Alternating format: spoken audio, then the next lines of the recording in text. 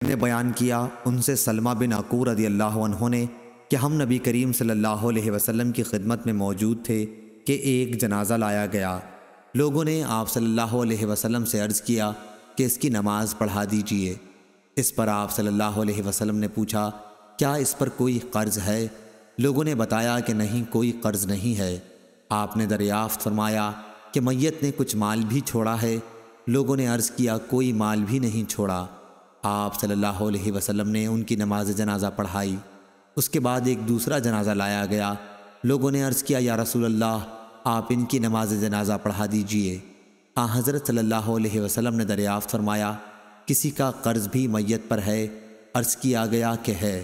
پھر آپ نے دریافت فرمایا کچھ مال بھی چھوڑا ہے؟ لوگوں نے کہا کہ 3 دینار چھوڑے ہیں۔